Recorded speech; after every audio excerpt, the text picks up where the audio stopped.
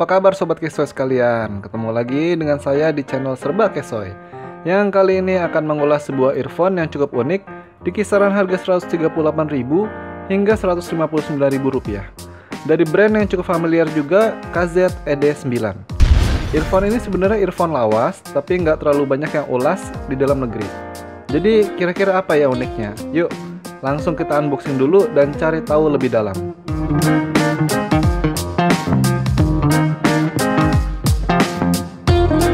Boxnya masih simple, kecil, warnanya putih, masih khas KZ. Di boxnya dapat kartu garansi juga selama 12 bulan atau 1 tahun. Oke, langsung aja ya kita buka boxnya. Nah, ini di dalamnya langsung nongol earphone KZ-ED9 dengan body housing metal yang warnanya silver metallic. Keren ya? Oh, yang varian warna blacknya juga ada kalau nggak salah. Mantep coy, full metal. Terus ini juga ada user guide-nya. Loh kok aneh ya, user guide-nya malah gambar KZ-ZST. Bento KZ. Oke, seperti biasa, earphone KZ-ED9 ini juga sudah mengalami pengujian yang cukup lama. Juga sekitar 3 bulan pemakaian yang bisa dibilang hampir rutin setiap hari. Walaupun dengan volume yang relatif kecil, sekitar 6-10% volume laptop. Kadang sih 60% volume laptop atau 90%, beberapa menit aja untuk pengujian volume tinggi. Total pemakaian bisa dibilang melebihi 200 jam pemakaian. Jadi, gimana kondisi fisik dan suaranya setelah 3 bulan? Lanjut yuk ke segmen berikutnya aja. Sebelumnya, kita mulai dari spesifikasi di atas kertas dulu. KZ-ED9 punya frekuensi range yang cukup lebar dari 7 Hz sampai 46,2 kHz. Impedance 18 ohm dengan sensitivity 106 dB dan berat keseluruhan sekitar kurang lebih 24 gram dengan body housing full metal. Dilihat dari frekuensi range-nya sepertinya cukup aduhai ya. Body housing ED9 ini terasa solid dengan build quality yang bagus karena terbuat dari full metal, tapi sayangnya punya finishing yang kurang bagus. Terbukti hanya dalam beberapa minggu tulisan KZ-ED9-nya mulai terkelupas dan benar-benar hampir hilang dalam waktu 3 bulan. Untungnya indikator left dan right-nya bukan stiker, lebih seperti emboss, jadi tetap awet dalam waktu lama. Lalu di bagian depan ini nozzle-nya bisa dilepas pasang dan punya semacam membran filter lagi di bagian dalam housingnya. KZ-ED9 punya desain semi open back di bagian belakangnya. Biasanya kalau di headphone, desain open back punya tujuan membuat suaranya lebih natural. Mungkin sama juga ya dengan KZ-ED9 ini. Lalu juga ada strain relief-nya yang nggak terlalu kaku dan berfungsi baik di bagian pangkal kabel pada housing earphone.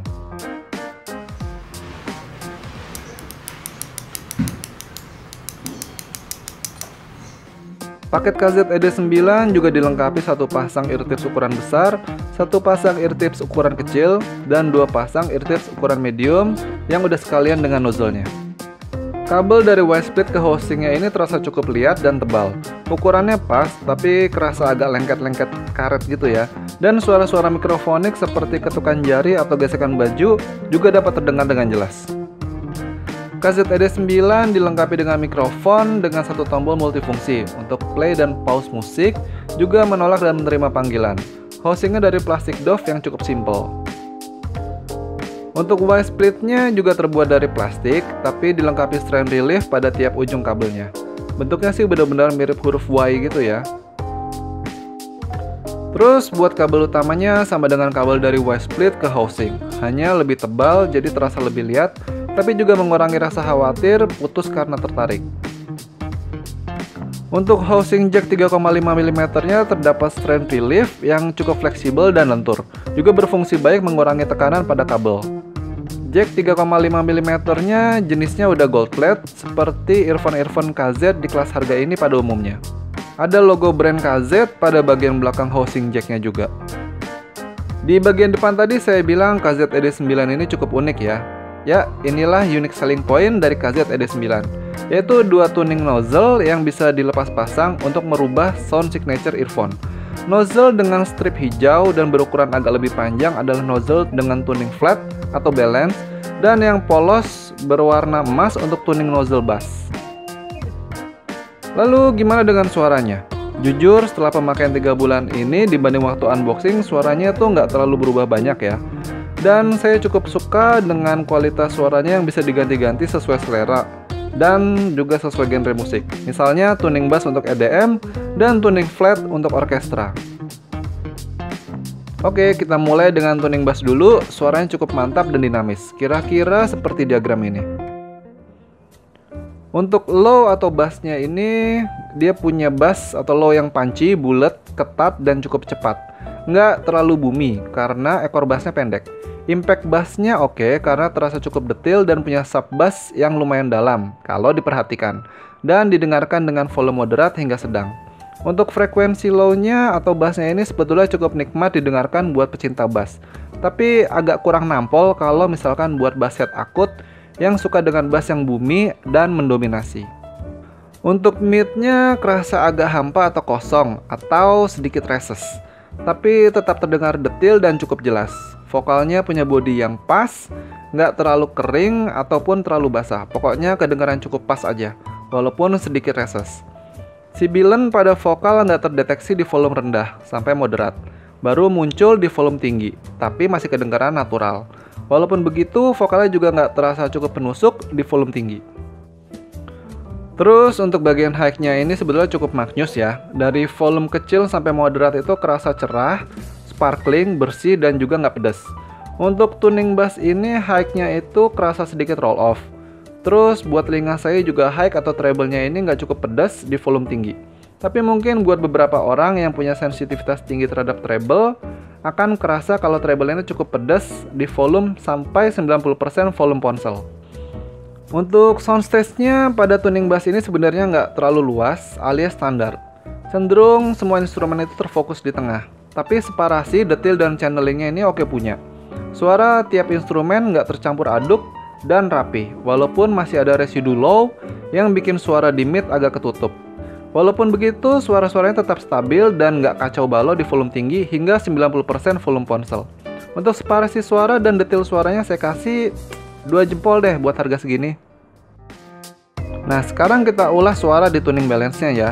Menurut saya sih lebih tepat disebut flat daripada balance. Untuk low atau bass-nya ini nggak sepanci tuning bass, lebih ketat, lebih cepat, dan juga nggak boomy sama sekali. Istilahnya sih muncul kalau perlu aja. Kurang terasa dalam juga dan kurang bertenaga di volume kecil. Walaupun begitu, bass-nya ini kerasa cukup detail dan jujur, dan bisa juga melengkapi frekuensi lainnya. Ya lebih mirip bubuk pelengkap, tapi tetap sedap kok. Nah, buat mid-nya ini kerasa lebih nonjok pada tuning balance ini. Walaupun bukan berarti jadi lebih maju. Karena empasis bass-nya berkurang jauh, mid-nya jadi lebih jelas, lebih jernih, dan lebih bersih. Mulai dari mid low sampai mid high. Kerasa lebih kaya dengan vokal yang juga lebih clear, dengan body yang pas. Nggak ada sibilan pada volume kecil hingga moderat. Sibilannya muncul di volume tinggi, tapi kerasa tetap natural di volume 80-90% volume ponsel. Juga nggak terlalu terasa menusuk di volume tinggi. Terus buat high atau treble-nya ini juga kedengaran lebih jelas dan lebih sparkling daripada waktu di tuning bass. Sedikit lebih extend dan lebih cerah. Gejala roll off pada tuning bass tadi juga sedikit berkurang di tuning balance ini. Kedengaran lebih jelas dan renyah di volume kecil hingga moderat. Dan juga nggak terlalu pedas di volume tinggi. Tapi punya kecenderungan menjadi pedas di volume maksimal. Dan juga tergantung sama genre musiknya. Untuk soundstage pada tuning balance atau flat ini saya merasa kalau soundstage-nya sedikit lebih melebar daripada dengan tuning bass. Mid-nya jadi sedikit lebih luas dan detail, sama halnya dengan high atau treble-nya yang juga sedikit lebih luas dan cerah. Separasi suaranya sendiri tetap mantep, rapi, presisi, dan juga nggak kecampur aduk, baik di volume kecil maupun di volume tinggi. Hingga 90% volume ponsel pun masih oke. Channelingnya juga seimbang dan pas. Kalau gini tambah lagi deh 2 jempol. Buat respon volumenya sendiri sebenarnya hampir sama ya, baik di tuning balance atau flat maupun dengan tuning bass. Tetap jelas dan jernih di volume kecil yang nggak terlalu berubah juga di volume tinggi. Sampai 90% volume ponsel pun gejala congestionnya nggak terlalu kerasa di kedua mode tuning. Mungkin baru kerasa di volume maksimal. Terus high yang pedas dan vokal yang menusuk juga nggak terlalu kerasa pada volume tinggi dibandingkan dengan beberapa earphone V-Shape yang saya punya. Membeli KZED9 ini tuh kayak membeli satu earphone tapi dapat 2 earphone dengan sound signature yang berbeda. Di tuning nozzle balance, sound signature-nya ini kalau menurut saya lebih berubah ke arah flat. dengan bagian low atau bassnya yang berkurang drastis, tapi dengan frekuensi mid yang lebih luas, detail dan juga kaya. Juga high-nya yang terasa lebih sparkling dan lebih extend. Pada tuning balance atau flat ini, suara ED9 itu kerasa lebih ringan dan lebih natural dibandingkan dengan tuning bass. Di tuning nozzle bassnya, kita akan mendapatkan earphone dengan sound signature U-shape ke arah balance dengan bass yang dinamis dan fun. Juga mid dan high yang tetap detail dan jernih. Saya rasa tuning bass ED9 bisa masuk ke berbagai genre musik termasuk EDM dan bisa masuk juga ke dalam radar bass lover, walaupun akan kurang cocok buat bass head akut yang ingin bassnya yang lebih booming. Buat saya pribadi, ED9 ini bisa menjadi earphone yang nyaris sempurna kalau nggak bermasalah di bagian kenyamanan. Misalnya body housing yang cukup panjang dengan ujung siku bisa membuat pemakaian lama jadi agak menyakitkan, terutama pemakaian dengan tuning nozzle balance yang bisa menambah panjang body housingnya. Suara-suara mikrofonik juga cukup mengganggu kenikmatan saat mendengarkan musik. Juga finishing yang terkesan agak ngasal di body earphone. Ya, tapi semua itu cukup sesuai dengan harganya sih.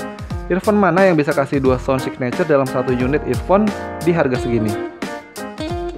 Dengan begitu, KZED9 layak mendapatkan skor 7,82 versi karya Asoy. Terima kasih banyak karena telah menyaksikan. Orang yang murah hati nggak akan pernah berkekurangan. Subscribe nggak akan membuat sobat menjadi cekak, karena subscribe itu gratis. Bantu klik subscribe dan like agar channel terus berjalan dan sobat bisa menyaksikan review-review barang Kesoy selanjutnya. Salam Kesoy, biar kere, tapi harus tetap asoy.